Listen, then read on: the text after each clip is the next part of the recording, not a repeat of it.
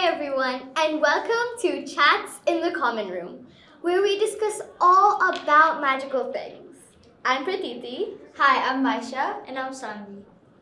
In this podcast, we are going to be discussing what would happen if there were different circumstances in Harry Potter. We all love this magical series, but even the biggest fans can ask questions. Speaking of, guys, what do you think would happen if Snape didn't hate Harry during his time at Hogwarts?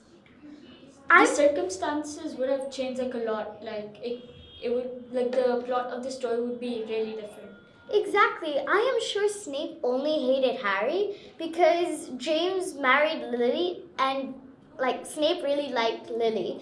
But it was more like an obsession. Exactly. Yeah, I agree. I think that love relationship. I'm sorry to cut you off, but I think that when it comes to obsession, because Snape only had one female friend, and that was Lily. Also, Snape knew Lily longer than maybe James knew her, but James actually did change for her, and he really proved that he was devoted to her. Snape was just expecting the feelings back, I guess. I think Snape hated Harry. Another reason maybe because Harry looked a lot like James, and his eyes were Lily's eyes, and that's what Snape hated. That he was reminded of his.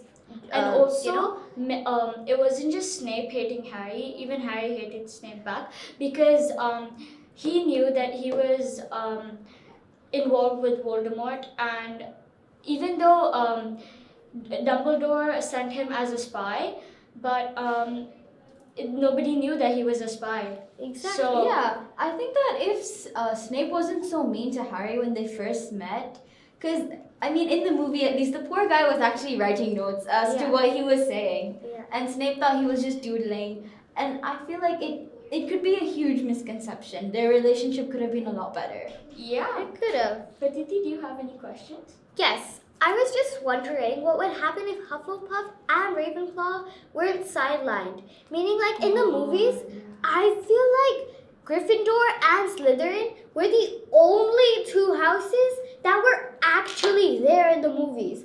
Apart from Hufflepuff and Ravenclaw coming in like here and there, otherwise it was mainly Gryffindor and Slytherin. I think that's because lots of rivalry was between Harry and Draco. Yeah. You know, because they were always fighting and there was always this. And any class Gryffindor had, they were most likely paired up with Slytherin.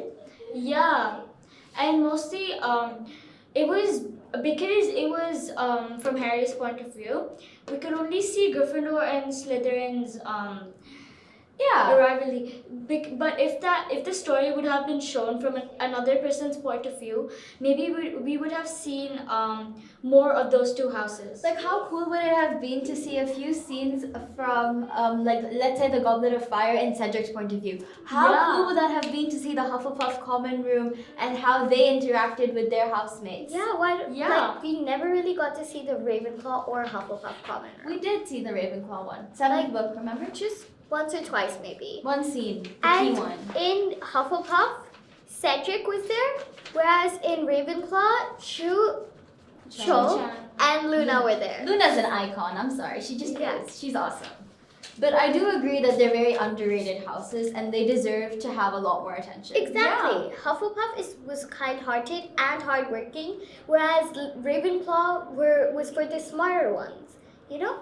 I mean, not necessarily for the smarter ones, but maybe for those who just loved to be witty and loved to learn. I mean, their house common room doesn't even have a password. They have to answer a riddle. Yeah. You know, I never really understood what Voldemort's cause was for, you know? Oh, yeah. I feel like it was just a mass genocide. Because he was so involved in just like literally slaughtering innocent Muggle-borns for no reason. I think he did this to Harry just because he was afraid somebody would defeat him. Because he was power-driven and, you know? Yeah, you know the name Voldemort is French. It's actually flight from death or fear from death. Essentially, J.K. Rowling's just given us a clue that his biggest fear is dying. That's probably why Quirrell drank unicorn's blood. Yeah. Yeah. What do you have to add? Like, you know, his dad. Yeah. He hated his dad. Oh yeah. His dad was Wait, a what was that muggle. again? Oh His yeah. dad was a muggle. Right, and then he Tom just like Riddle's dad. left, right? He just left. I Yeah. think, yeah. In my opinion, I think Voldemort was kind of like a wizard version of Hitler. Oh my god! Because there's like they're just one pure Power-driven. race and power driven and using any means to achieve their ends. That's probably why he was Exactly. Slytherin. But yeah, that's actually true. Speaking of like causes and characters in general, I don't understand why they kind of butchered Ginny's character in the movies. Like we see a sassy, a witty, a brilliant girl in the books, and then in the movies it's your shoelaces. I don't get it. Yeah, she was shown quite timid in the movies. Right? They like her personality was Completely flipped over. Exactly. I think it was because the 6th and 7th book were like, still coming out when the series were being recorded. So I think they never really, saw Understood Ginny's her importance. importance, yeah. Exactly. I think the Chamber of Secrets was really her like only era when she was very timid and shy. Yeah, But if you because see, sorry, yeah. go on. So she was quite timid because in the Chamber of Secrets she was still in her first year. Yeah, she was she was being controlled by Voldemort. Like that's Yeah. an excuse. But if you see later on, she came up with the name Dumbledore's Army because she knew it would it would make the Ministry Yeah. scared. Ginny is very smart. She is loyal. She has emotional strength. Yeah. A true leader. She is very, very brave. Like, she will speak her mind out. She will overcome her fears. She stands up for justice. And she's a mean Quidditch player. Yeah. She's a really good Yeah. player. Yeah. I don't think we ever saw that in the movies. We saw it once, maybe in the 6th movie, if I'm not mistaken. But throughout the books, you can see her playing Yeah. with Harry and with her siblings during the summer. Yeah.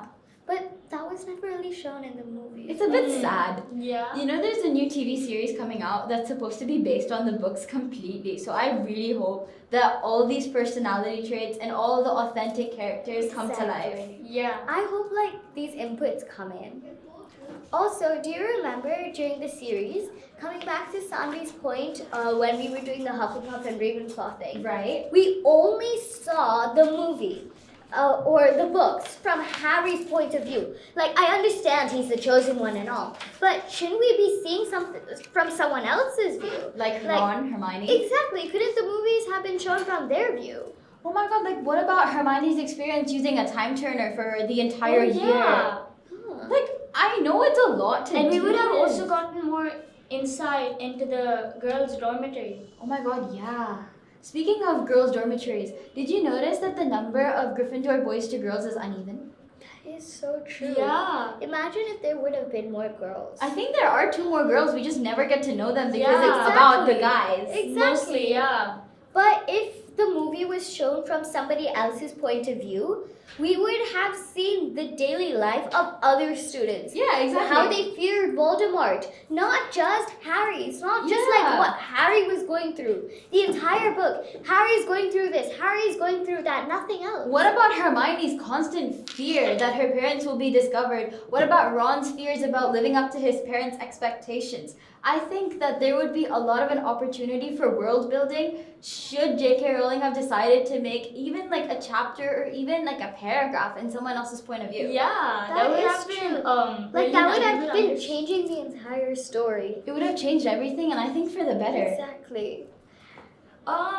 Speaking of that, what if the golden trio was 2 girls and a guy? Oh. That would be really great, especially if the girl was the main character. Female empowerment. Oh yeah. Exactly. 'Cause- I honestly feel girls were sidelined in the movie. They really, really were. Until like, let's say 4th year Yule Ball, Yeah. no one really understood that girls existed because Exactly. Harry was a teenager and he was like growing up. Yeah. And also, you know how J.K. Rowling got like literally rejected by 12 publishers, right? Yeah, Just I because she was think a woman. that's And why then, girls were you know why J.K. Rowling was Is J.K. Rowling. It's because boys would have been discouraged by seeing like a girl's name on a book. female author. because wrong. from the name J.K. Rowling you cannot understand that it's actually a female. Right, yeah. So that's why the publishers I asked think it's her. Bloomsbury that asked her. Yeah. No, Yeah. Okay, and I also think that is actually the reason why she did not keep a girl as the main character. Yeah. Because if the publishers would have seen, okay, let's say Hermione was the main character, Hermione Granger, they would have been like, why is this book based on a girl? Yeah, but why can't it be? Exactly. Why can't it be? What's like that time? Girls were sidelined entirely, even in real life. Like, we were just starting to go into the generation where girls were actually being respected Yeah. when the books came out. Okay, we were talking about what if there were other characters. So what if they were in other houses other than Gryffindor? We would have seen more. We would have seen like Ravenclaw and Hufflepuff going back to the old Yeah, we ways. would Exactly. see how their daily lives, what struggles they go through, what The school timetable might be Yeah. like. Exactly. And we would have seen normal high school aspects like friends, exams, and stress. Yeah, we've seen a little bit of that towards the end of the Yeah. books, but like what I mean is even normal homework stress. Like, come on, that has to be shown at some point. Exactly. No, but even Harry's rivalry with Draco, Draco had two friends which were boys. Why couldn't one of them have been girls? I mean, Pansy kind of counts, like very little, but Yeah. not really. Exactly. and yeah, I think in the movies, yeah, these points from the books should have been added. Right? It would have Exactly. given the movie a bit more spice, like spice to a dish, you know? Yeah, Exactly. you can't have a dish without all the good spices. So I think J.K. Rowling and the director of Harry Potter, of the movie mainly, should have added all of these parts because they are very important. They matter, yeah, and I hope that, like I said before, the new TV series coming out, I hope that incorporates the books better. Yeah.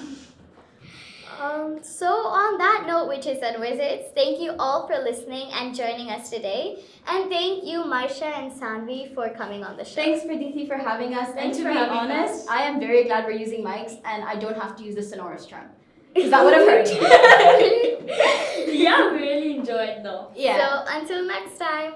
Bye!